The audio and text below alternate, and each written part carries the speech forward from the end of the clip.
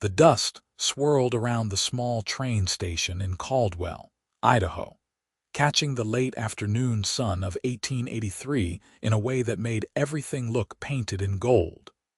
But Garrett Foster barely noticed, because his eyes had fixed on the young woman standing alone on the platform with a single worn carpet bag at her feet and desperation written across her face like a brand. She could not have been more than 22 or 23, with dark hair escaping from pins that had given up trying to hold it in place, and a dress that had once been fine, but now bore the unmistakable signs of hard travel and harder times. Garrett pulled his horse to a stop near the hitching post, watching as she looked up and down the empty street with increasing panic in her eyes. The train that had brought her was already pulling away, its whistle echoing mournfully across the plains, and she seemed to realize in that moment that whatever plan she had arrived with was not going to work out the way she had hoped. He dismounted slowly, giving her time to notice him, not wanting to startle her. She turned those wide eyes on him, brown like creek water in summer, and he saw her shoulders stiffen with the kind of wariness that spoke of recent trouble. Garrett was 30 years old and had spent the last decade working cattle ranches across Idaho and Montana, and he had seen enough of life to recognize when someone was at the end of their rope. "Excuse me, miss," he said, keeping his voice gentle as he approached, removing his hat out of respect. "Are you waiting for someone?" Her chin lifted with pride that was trying desperately not to crumble. "I was supposed to meet my aunt here. She sent word 3 months ago that she would provide me with a position and lodging, but it seems she is not here." Garrett glanced around the empty station platform. The station master had already gone inside, probably settling in for his supper. "Did she know which train you would be arriving on? I sent a telegram from Boys 2 days ago." The young woman's voice wavered slightly. "I have knocked on the station door, and the man inside said he has heard of no Judith Winters in this town. I do not understand. Her letters came from this very station." Something cold settled in Garrett's stomach. He had heard of such schemes before, con artists who preyed on desperate women back east, promising them positions and homes in the West that did not exist. They would collect money for travel expenses or deposits on lodging, and by the time their victims arrived, they would be long gone with no trace. "How long have you been corresponding with your aunt?" he asked carefully. "She is not truly my aunt by blood, but a cousin of my mother's who I was told lived out here. We only began writing 6 months ago, after my parents died of influenza in Boston." Her hands twisted together. "I have no other family, and the boarding house where I lived with my parents was sold to cover debts." Miss Winters seemed like an answer to prayer. Garrett felt anger rise in his chest, not at this young woman but at whoever had taken advantage of her grief and desperation. "Miss, I am very sorry to tell you this, but I have lived in Caldwell for 3 years, and I have never heard of anyone by that name. This town is not so large that we would not know our neighbors." The color drained from her face, but she must be here. She wrote such detailed letters about her home and the work I would do helping her with her seamstress business. She even described the view of the mountains from her window. "May I ask if you sent her any money?" The way she looked away told him everything. $50. "For supplies I would need and to hold my position. It was nearly everything I had left after settling my parents' affairs." "No one should be without a home," Garrett heard himself say, the words coming from somewhere deep and instinctive. "Especially not because some snake decided to profit from your grief. Let me help you figure this out." She looked at him with such a mixture of hope and suspicion that it broke his heart a little. "Why would you help me? You do not know me at all." "Because it is the right thing to do," he said simply. "My name is Garrett Foster. I work as foreman at the Double Creek Ranch about 5 miles outside of town. It is owned by Samuel and Martha Hughes, good people who I know would not turn away someone in need. At the very least, they might know of work or lodging in the area. I do not want charity, she said quickly, that pride flaring again. And I am not offering it. I am offering information and an introduction. What you do with it is your own choice.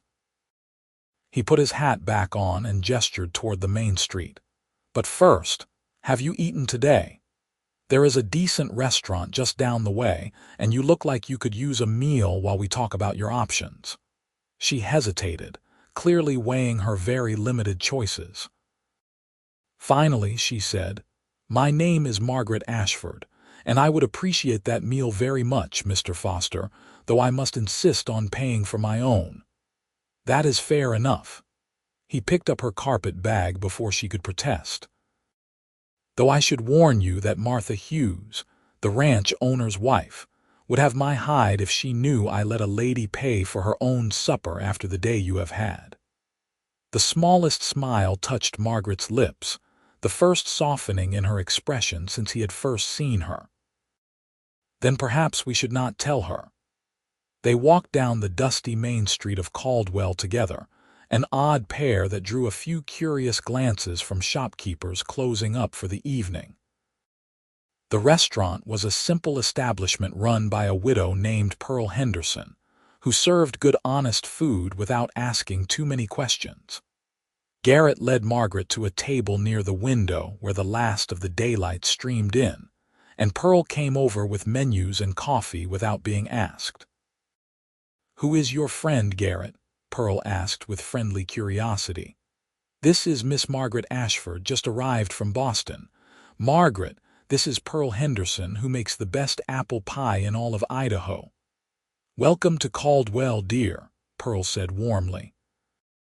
"Though you look like you have had quite a journey. What can I get for you?"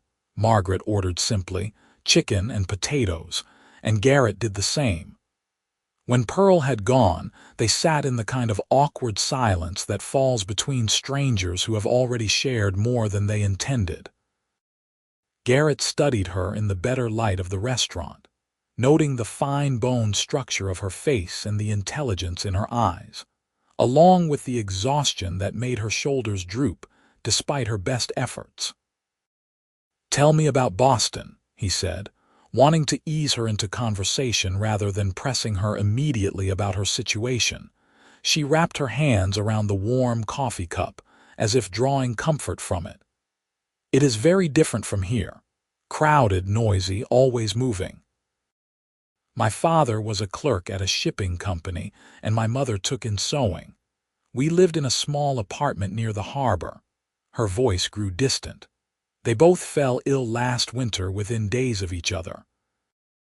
By the time the doctor would come to our neighborhood, which was not the finest part of the city, it was too late. I nursed them for 2 weeks, but nothing I did made any difference." "I am sorry," Garrett said, and meant it deeply. He had lost his own parents young, his father to a mining accident and his mother to heartbreak not long after.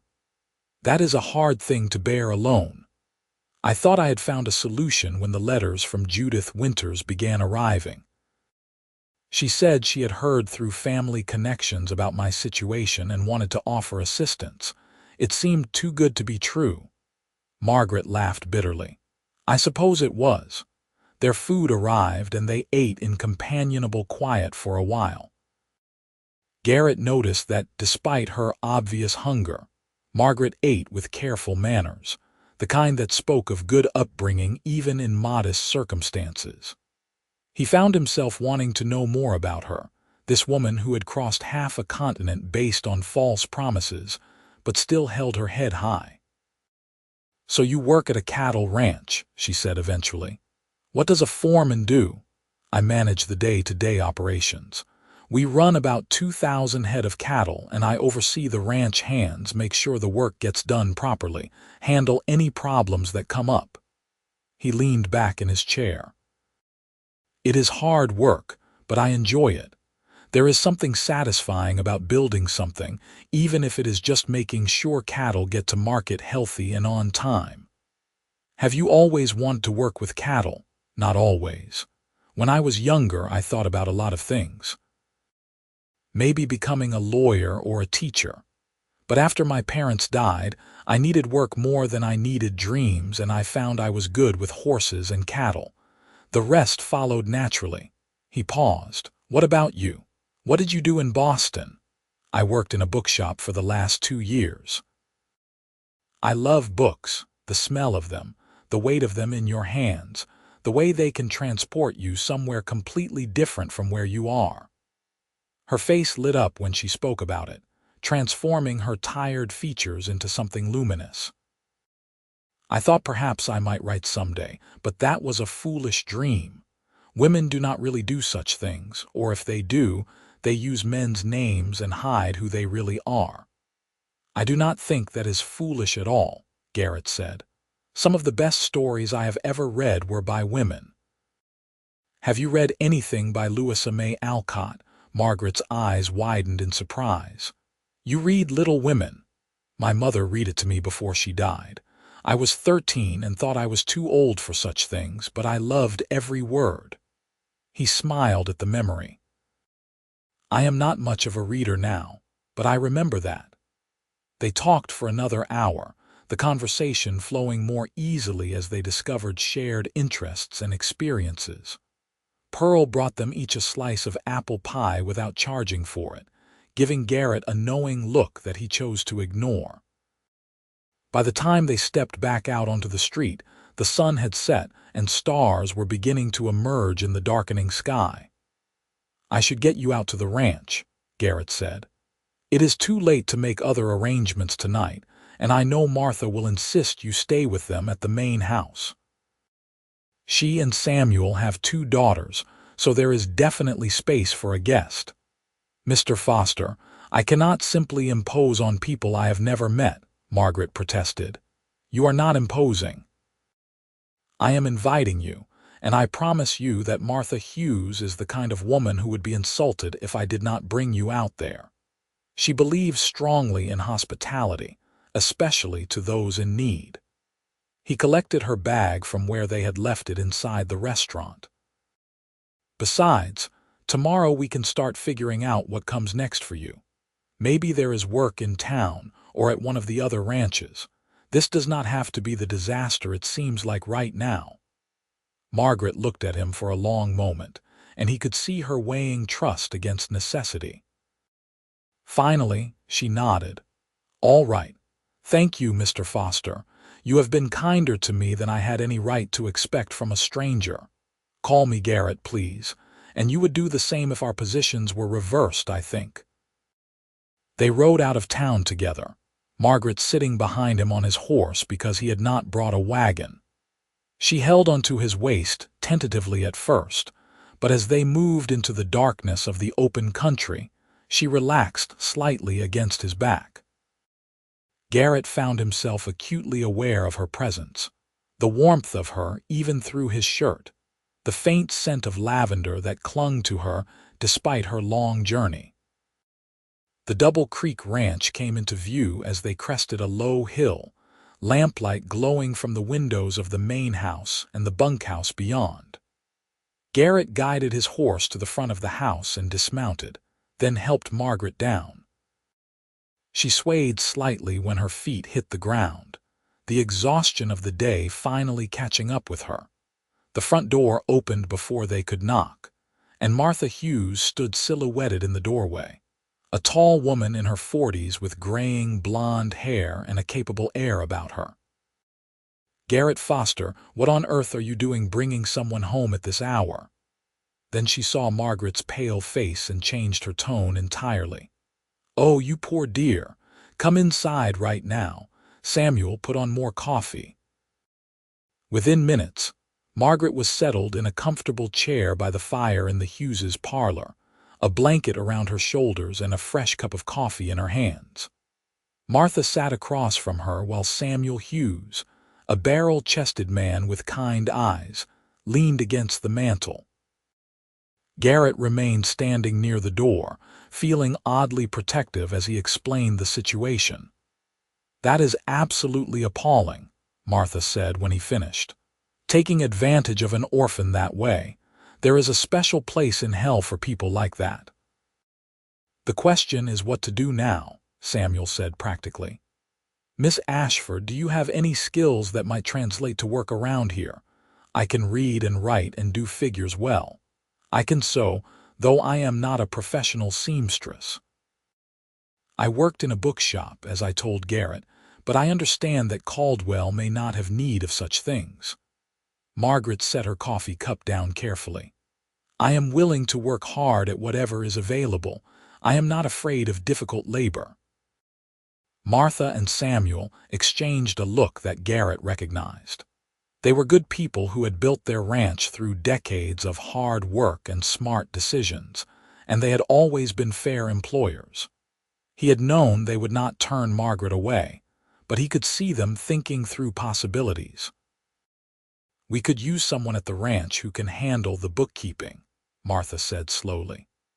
"I have been managing it, but with our oldest daughter Sarah getting married next month and moving to her own homestead, I will be taking on more of the household management again. If you are truly good with figures, that would be valuable work."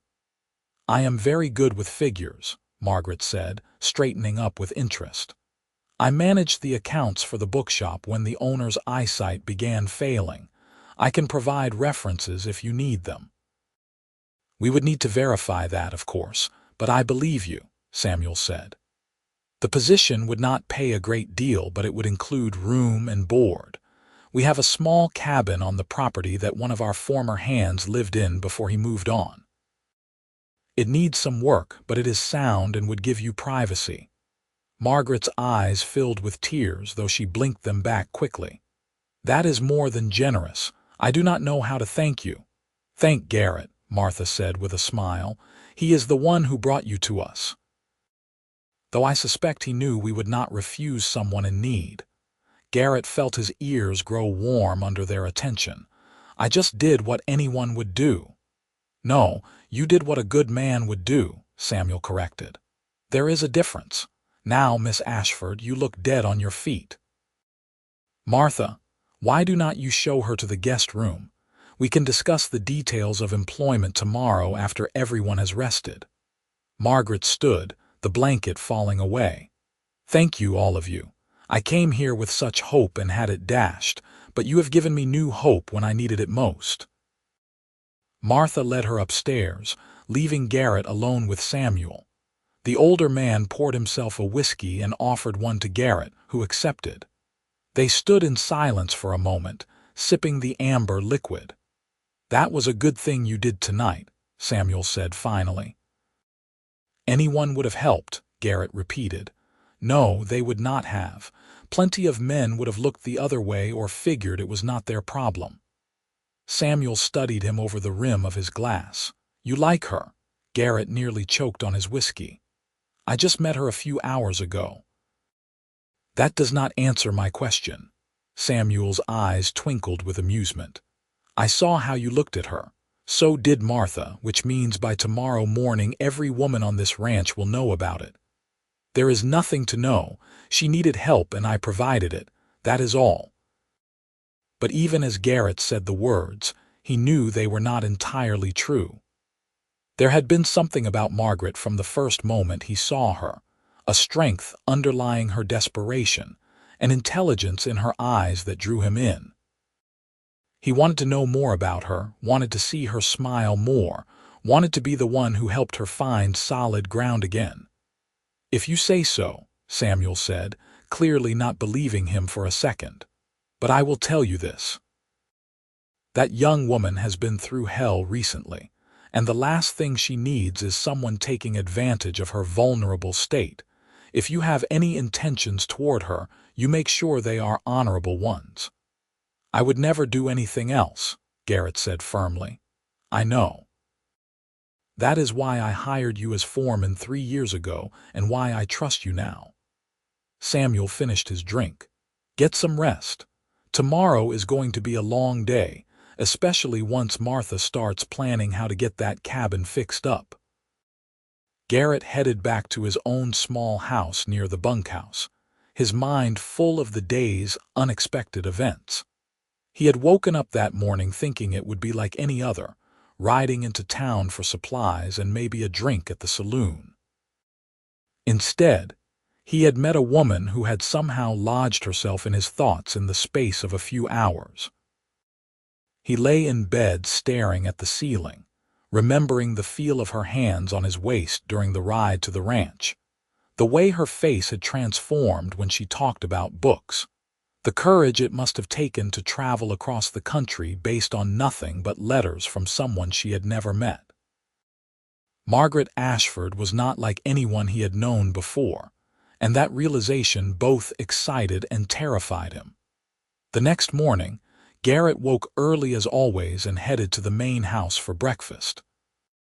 The ranch hands ate in the bunkhouse, but as foreman, he usually took his meals with the Hughes family to discuss the day's work. He found Martha already in the kitchen, making pancakes and bacon while humming to herself. "Good morning, Garrett. Miss Ashford is still sleeping. Poor thing." She was exhausted. Martha flipped a pancake expertly. "Samuel and I talked last night, and we really do want to offer her that bookkeeping position, but we need to move quickly on getting the cabin ready. Do you think you could spare a few men today to help with repairs?" "Of course. I will take care of it myself, actually. Most of the work is minor stuff I can handle." Garrett accepted a cup of coffee from her. "How much time do you think she needs in the guest room before the cabin is ready?" "A week at most, if we work efficiently." "The structure is sound, but it needs a good cleaning, some repairs to the porch, new glass in one window, and probably a fresh coat of whitewash inside." Martha started loading a plate with food for him. "I have some spare furniture in the attic that we can move down there. Nothing fancy, but functional." Samuel came in from his morning check of the livestock, followed shortly by their two daughters, Sarah and Emma. Sarah was 20 and recently engaged, while Emma was 17 and still figuring out what she wanted from life. Both girls were curious about the stranger sleeping upstairs. "Is it true she came all the way from Boston based on fake letters?" Sarah asked, wide-eyed. "That is her story to tell, not ours to gossip about," Martha said firmly. "But yes, she was deceived by someone cruel, and we are going to help her get back on her feet. I expect you girls to make her feel welcome." "Of course we will, Mama," Emma said. It must have been terrifying, arriving in a strange place with no one to meet her. They were still discussing it when Margaret appeared in the doorway, looking much more rested but also uncertain about interrupting the family meal. Martha immediately ushered her in and set a place for her at the table, making introductions all around. Margaret was quiet at first, but Sarah and Emma's friendly chatter gradually drew her out, and soon she was laughing at Emma's story about a chicken that had decided to roost on one of the ranch hands' heads while he napped. Garrett watched her from across the table, noting how different she looked with some of the tension gone from her face. In the morning light streaming through the kitchen window, her dark hair shone with hints of auburn, and her eyes sparkled when she laughed. She caught him looking and gave him a small smile that made something warm unfurl in his chest. After breakfast, Samuel and Martha formally offered Margaret the bookkeeping position, which she accepted with obvious relief and gratitude.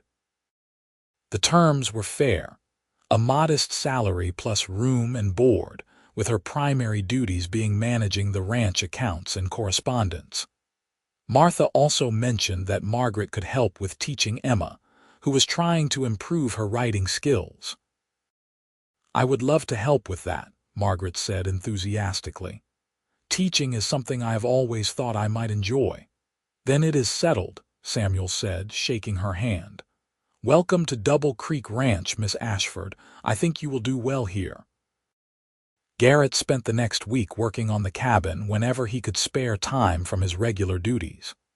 It was a simple structure, just 2 rooms plus a small kitchen area, but it had good bones and a lovely view of the mountains that Margaret had mentioned from those false letters. He replaced broken boards on the porch, installed new glass in the cracked window, and repaired the roof where it had started to leak. The ranch hands helped him whitewash the interior walls, and Martha supervised the installation of curtains and furniture she had stored away.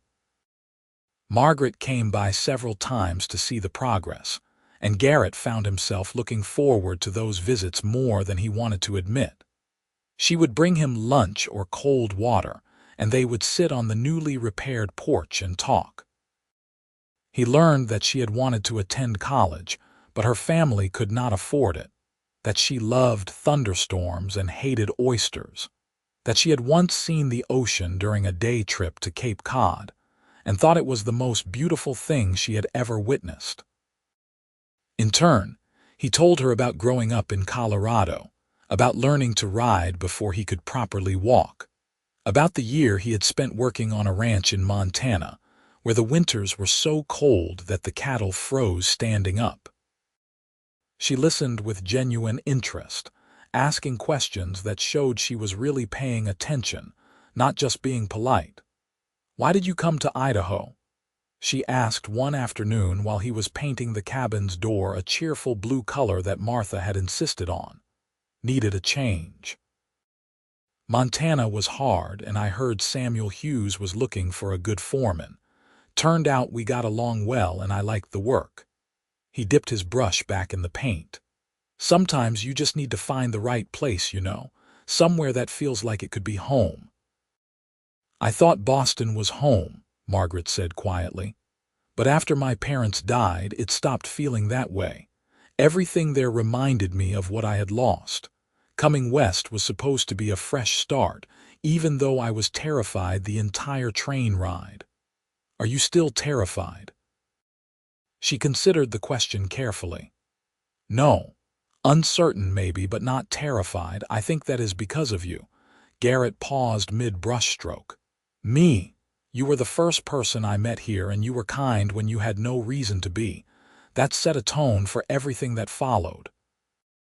She looked at him directly, her brown eyes serious. "I do not think I properly thanked you for that." "You do not need to thank me," he said, but his voice came out rougher than he intended. "I am just glad things worked out. So am I."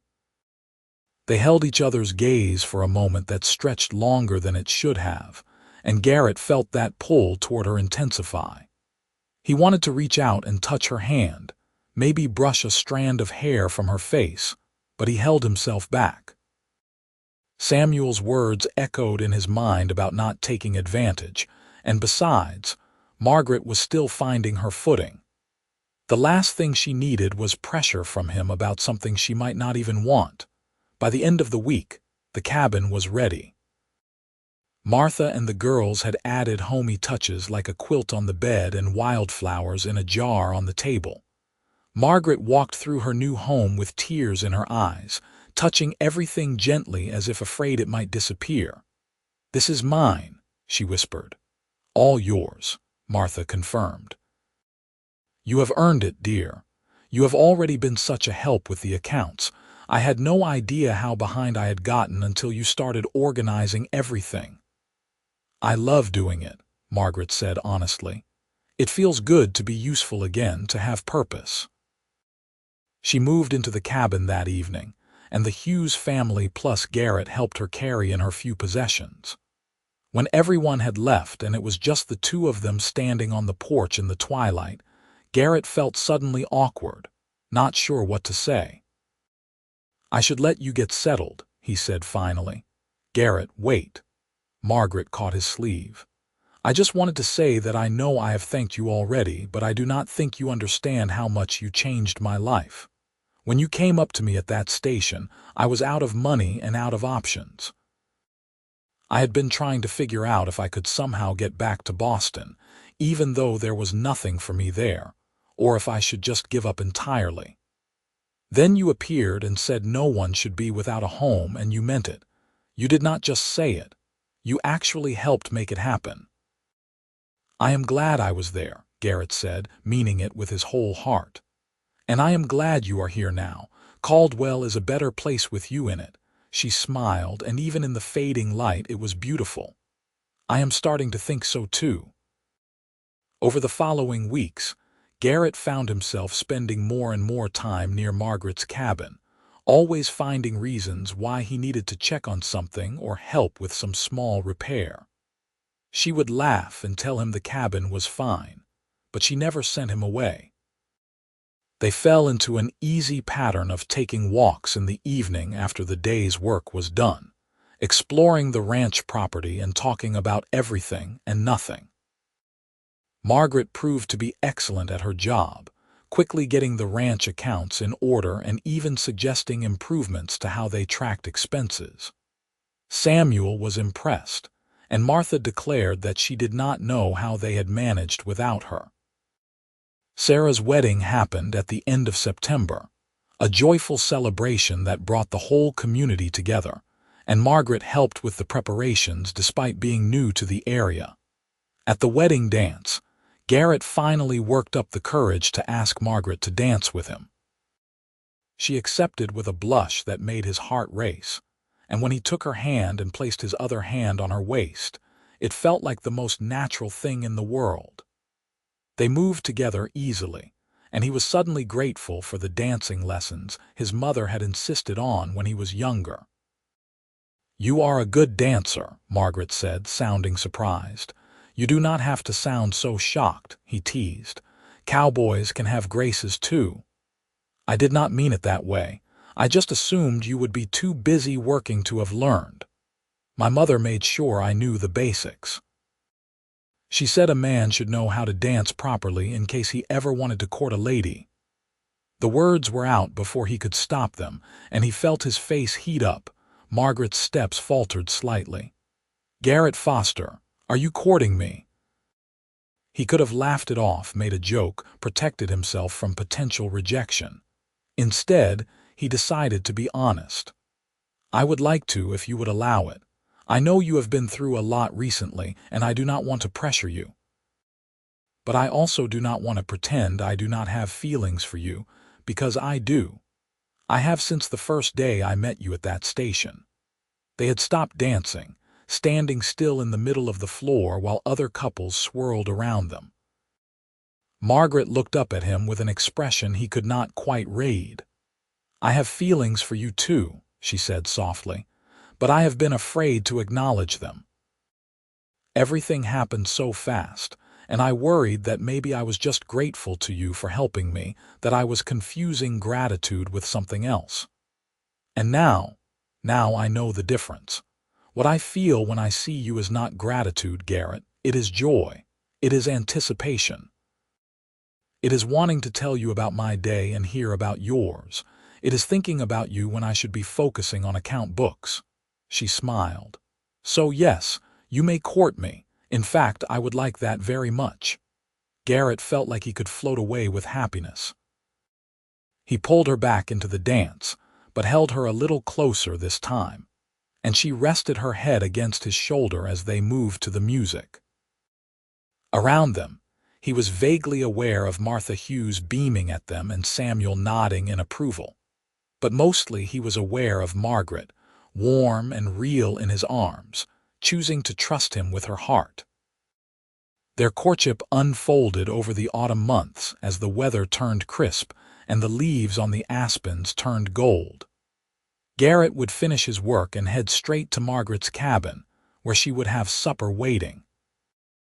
They would eat together and then sit on the porch wrapped in blankets, watching the stars come out and talking about their dreams for the future. "I think I might try writing that book I always thought about," Margaret said one evening in October, "just to see if I can do it.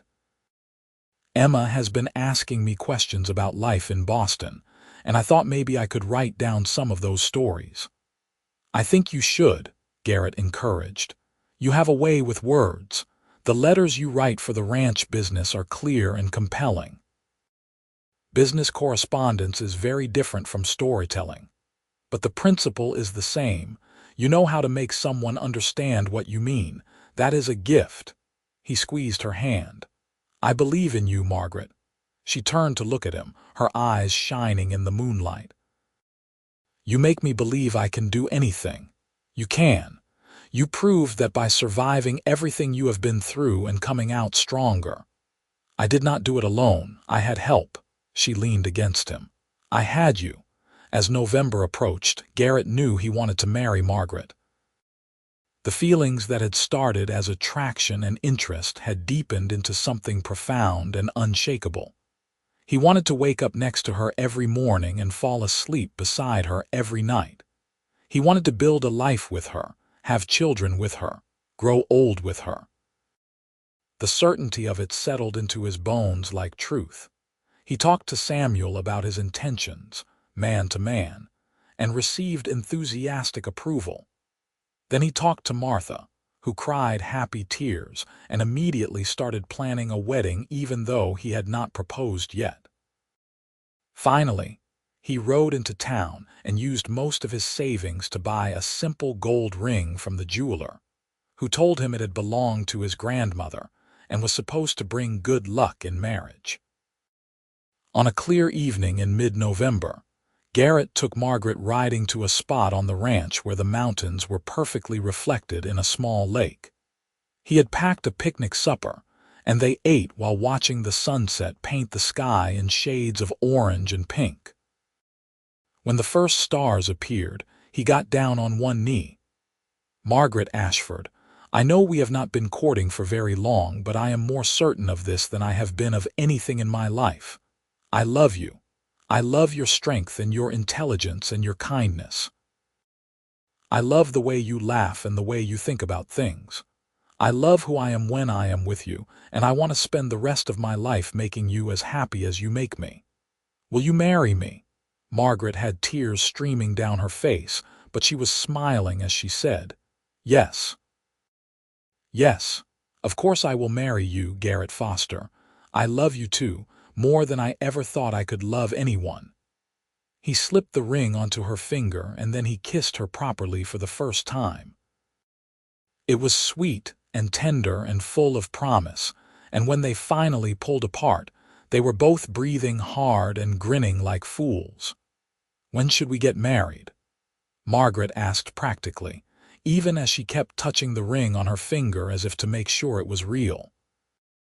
"As soon as possible, as far as I am concerned. But I suppose we should have a proper wedding. Martha would never forgive me if we just went to the justice of the peace.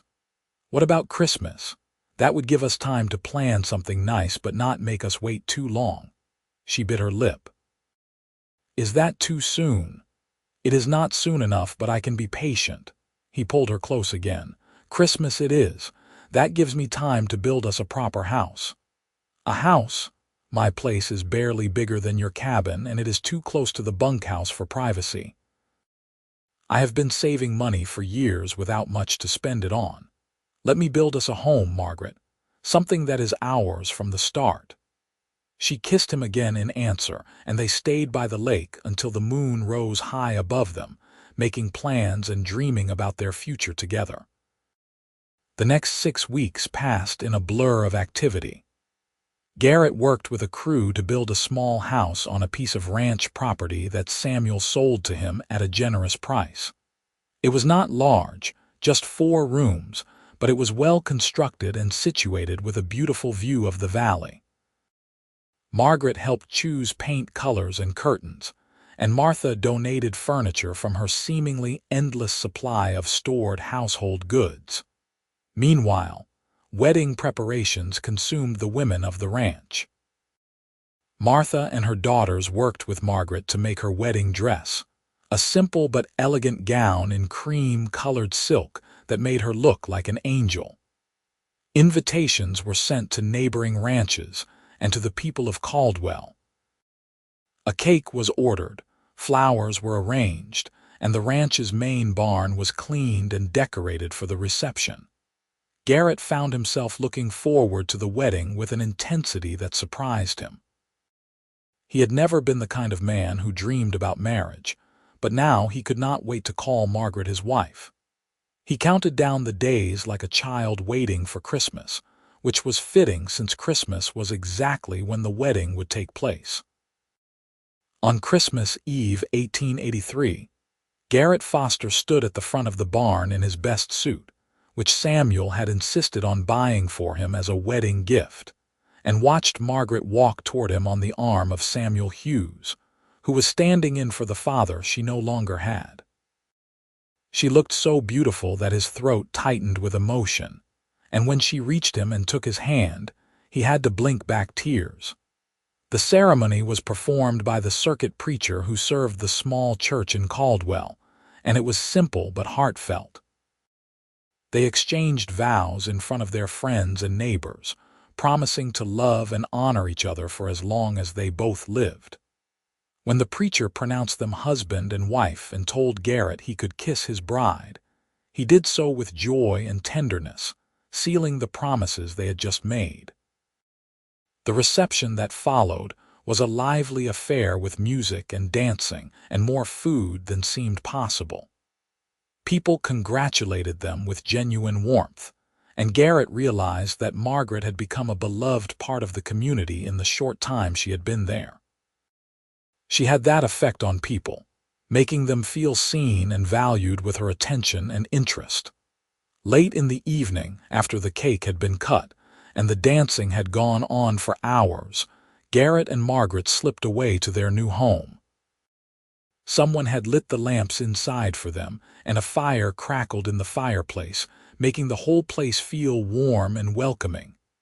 "This is ours," Margaret said wonderingly, turning in a circle to take it all in. "Our home." "Our home," Garrett agreed, coming up behind her and wrapping his arms around her waist. "The first day of our life together." She leaned back against him. "Who would have thought 2 months ago when I was standing alone at that station feeling like my life was over that I would end up here? Married to the most wonderful man I have ever met, with a home and a job and friends. It is more than I ever dared to hope for. You deserve all of it and more." He turned her to face him. "I am the lucky one, Margaret. You could have chosen to go back to Boston or to try a different town, but you stayed. You took a chance on me and on this place.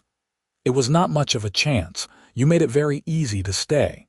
She reached up to touch his face. "I love you, Garrett Foster. I love you too, Margaret Foster." He kissed her softly, now and always. They stood together in front of the fire, two people who had found each other against all odds and built a life from the ruins of loss and false promises. Outside, snow began to fall gently, blanketing the ranch in white and making everything clean and new. It was Christmas, a time of miracles, and their love felt like the greatest miracle of all. The years that followed were full of hard work and joy in equal measure. Garrett continued as foreman of Double Creek Ranch, and Margaret managed the books while also starting to write the stories she had always dreamed of creating. She sent her first manuscript to a publisher in San Francisco and was shocked when they accepted it, offering to print it under her own name rather than a pseudonym. The book, a collection of stories about women making their way in the West, was published in 1885 and sold well enough that the publisher asked for more. In the spring of 1886, Margaret gave birth to their first child, a healthy baby boy they named Grant Samuel Foster in honor of Garrett's father and Samuel Hughes, who had become like a father to both of them. The birth was difficult, and there were some frightening moments when the doctor worried they might lose Margaret, but she pulled through with the same strength she brought to everything else. Garrett was completely besotted with his son from the first moment he held him. He would sit for hours with Grant sleeping on his chest, marveling at the tiny fingers and toes, the perfect little features that were a combination of him and Margaret.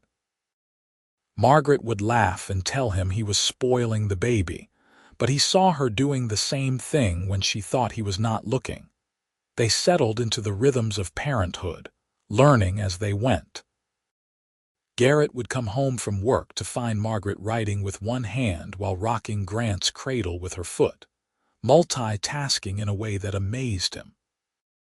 She published another book in 1887, this one a novel about a woman who inherits a ranch and has to learn to run it herself, and it was reviewed positively in several major newspapers back east.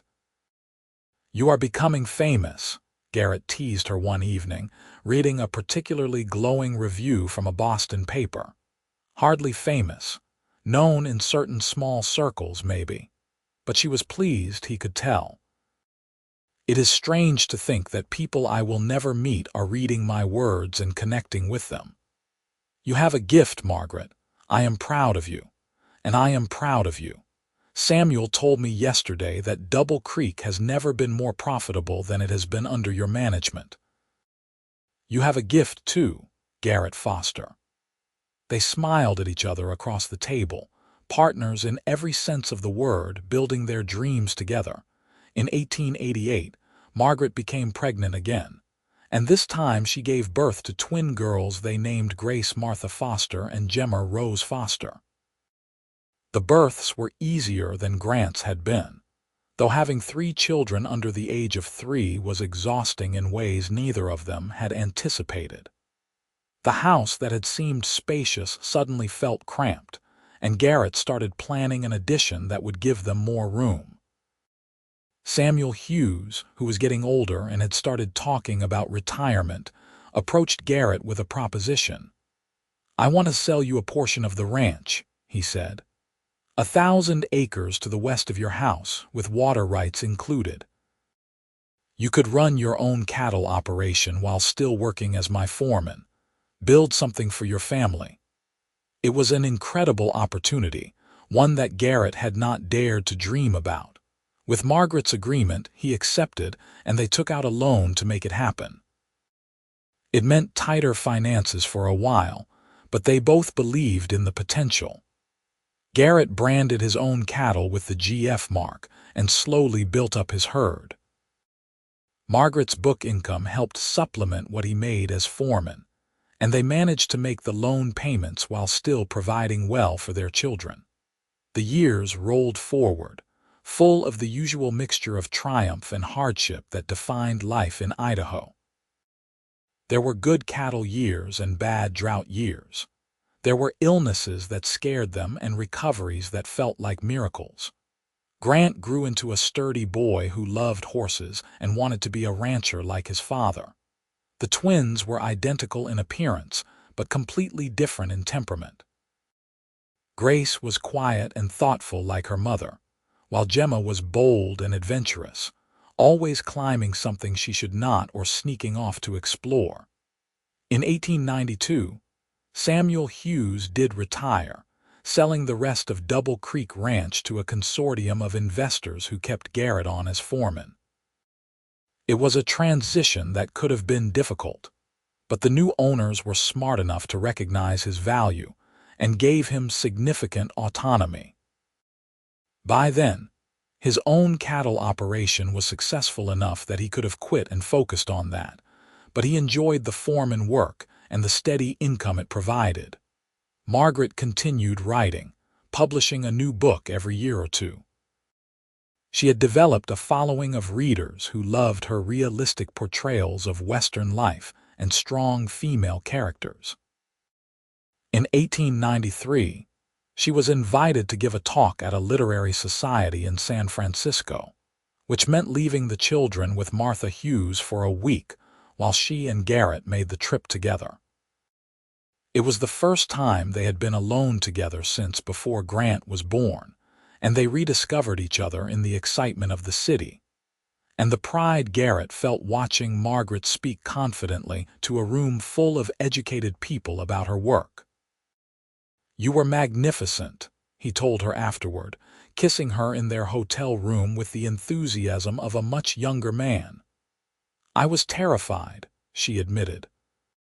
"But then I looked out at all those faces and thought about how I used to dream of moments like this back in Boston, and I just told them the truth about my life and my stories. The truth is powerful when you tell it." He held her close. "I love you, Margaret. I loved you that first day at the station, and I love you more now after everything we have built together. I love you too. You gave me a home when I had none, but more than that, you gave me a life worth living." They returned to Idaho renewed and recommitted to each other, diving back into the busy chaos of raising 3 energetic children and managing 2 careers. The century turned in 1900, and with it came more changes. Grant was now 14 and already working alongside his father with the cattle, showing a natural aptitude for ranch management. The twins were 12, and Grace had started expressing an interest in writing like her mother, while Gemma wanted to train horses. In 1902, Margaret became pregnant unexpectedly with their 4th child. She was 41 years old and had thought her child-bearing years were behind her, but life had other plans. The pregnancy was harder than the previous ones, and Garrett worried constantly. But in the spring of 1903, she delivered a healthy baby boy they named George William Foster, after Garrett's middle name and Margaret's father. "Our surprise blessing," Margaret called him, cradling the infant while her older children crowded around to meet their new brother. Garrett looked at his family gathered together in their home, which they had expanded twice over the years to accommodate their growing household, and felt a profound sense of gratitude. This life he had built with Margaret started from that chance encounter at a train station 20 years ago, was more than he had ever imagined possible. The years continued their march forward. Grant married a neighboring rancher's daughter in 1906 and started his own spread adjacent to Garrett's land, staying close but building his own legacy. The twins grew into beautiful young women. Grace attended a teaching college in Boise and came back to Caldwell to teach at the local school, while Gemma married a horse trainer and moved to Montana, where she established herself as one of the few female horse breeders in the state. George, their youngest, grew up adored by everyone. He had his mother's love of books and his father's practical skills, a combination that served him well. By the time he was 10, in 1913, he was already talking about becoming a veterinarian, wanting to care for animals in a different way than his father and brother did. Samuel and Martha Hughes had both passed away by then, Martha in 1908 and Samuel following her just a year later. Their deaths hit hard, as they had been like parents to both Garrett and Margaret. But they left behind a legacy of kindness and community that continued to influence everyone they had touched. In 1914, Garrett turned 60 years old, and Margaret organized a surprise party that brought together everyone they had ever known. Ranch hands from decades past made the journey to celebrate. Margaret's publisher sent a telegram of congratulations. Their children and growing number of grandchildren filled the house to bursting. 60 years, Garrett said to Margaret that night after everyone had gone home. "Never thought I would make it this far." "You are not done yet," she said, still beautiful to him despite the gray in her hair and the lines on her face. "We have years ahead of us still." "I hope so. I am not ready to be without you." He took her hand. "Do you ever think about that day at the station? How different your life would have been if I had not been there?" "Sometimes. But mostly I think about how lucky I was that you were the kind of man who stopped to help. Another person might have walked past, but you saw someone in need and acted." "That is who you are, Garrett. That is who you have always been. You gave me just as much as I gave you, maybe more. You made me believe in love and family. You made me want to be better." They sat together in the quiet house, listening to the familiar sounds of the ranch settling in for the night. Through the window, they could see lights from Grant's house in the distance and the stars spreading across the Idaho sky. It was a good life they had built, full of love and purpose and meaning. The war in Europe touched even their remote corner of Idaho. Grant's oldest son enlisted in 1917 despite everyone's protests, and the worry of having him overseas was a constant weight. He returned safely in 1919, changed by what he had seen but whole, and threw himself into helping his father and grandfather manage the expanding cattle operations. Margaret published her last book in 1920, a memoir about her journey west and the life she had built in Idaho. It was her most personal and most successful work, touching readers who saw in her story echoes of their own struggles and triumphs.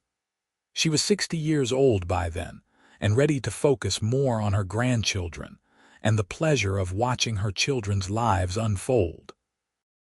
Garrett gradually stepped back from the day-to-day management of the ranch, handing over more responsibility to Grant and his grandson. He had trained them well, and they had inherited his work ethic and fairness.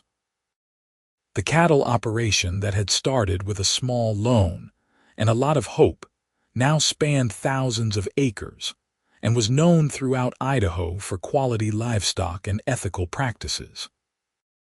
In 1925, Garrett and Margaret celebrated their 42nd wedding anniversary with a quiet dinner at home, just the two of them. They had talked about having a big party, but decided they preferred the intimacy of being alone together. 42 years, Margaret said, echoing his words from years before. More than half my life spent with you. The best half, Garrett said, definitely the best half. She smiled at him across the table. I would not change a single thing, Garrett. Every joy, every hardship, every moment has been worth it because I spent it with you. I feel the same way. He reached across to take her hand, their fingers intertwining with the ease of decades of practice. You know what I remember most clearly from that first day? What? The look in your eyes when I said no one should be without a home. You wanted so desperately to believe me, but you were afraid to hope. And I knew in that moment that I would do whatever it took to prove to you that hope was not foolish, that good things could still happen. You did prove it. Every single day for 42 years you have proven it. Margaret squeezed his hand. I love you, Garrett Foster, more now than ever. I love you too, Margaret Foster, always and forever. They continued on together through the late 1920s and into the 1930s, watching the world change around them. The automobile replaced horses for everyday travel, though Garrett never lost his love of riding. The Depression hit the cattle market hard, but the family operation survived through careful management and the cushion of Margaret's book royalties, which continued to come in from her earlier works. George finished veterinary school and set up practice in Caldwell, making the family proud. In 1933, Garrett turned 79 and Margaret turned 72. They were both slowing down, their bodies not as strong as they once were, but their minds remained sharp, and their love for each other had only deepened. They spent their days quietly, sitting on the porch of the house Garrett had built for their wedding, watching the grandchildren and great-grandchildren play in the yard, feeling the satisfaction of a life well lived. You have any regrets? Margaret asked him one evening as they watched the sunset paint the mountains in shades of purple and gold. Garrett thought about it carefully. No, he said finally. I do not. I wish we could have had more time, but I do not regret any of the time we had. Every moment with you has been a gift. Even when I was stubborn and difficult, especially then, he laughed. You kept life interesting, Margaret, still do. She leaned against him, and they sat together as darkness fell and the stars emerged. Two souls who had found each other against all odds and built something beautiful together. The legacy they left was not just in the land or the cattle, or even in Margaret's books, but in the children and grandchildren they had raised with love, in the kindness they had shown to others, in the example they had set of what a true partnership could be. When Garrett passed away peacefully in his sleep in 1935 at the age of 81, with Margaret holding his hand, she grieved deeply but also felt grateful. They had been given more than 4 decades together, and not a single day of it had been wasted. She lived another 5 years, surrounded by family, continuing to write letters and tell stories to her great-grandchildren about the grandfather they had lost. And she always began with the same line. "Your grandfather saw me alone at a train station, looking desperate, and he said no one should be without a home. That was the day my real life began." When Margaret joined Garrett in 1940, passing quietly in her sleep just as he had, their children buried them side by side on a hill overlooking the ranch, where the view stretched out toward the mountains and the valley they had loved. The headstone reads simply, Garrett Foster, 1854–1935, and Margaret Foster, 1861–1940. Together they built a home, and it was true. Together they had built not just a physical home but a life filled with love, purpose, and meaning. They had proven that from the darkest moments can come the brightest futures, that kindness to strangers can change the course of lives, and that true love, once found, endures through everything. Their story became part of the family legacy, passed down through generations, a reminder that home is not just a place, but the people we choose to build our lives with, and that sometimes the greatest adventures begin with a simple act of compassion.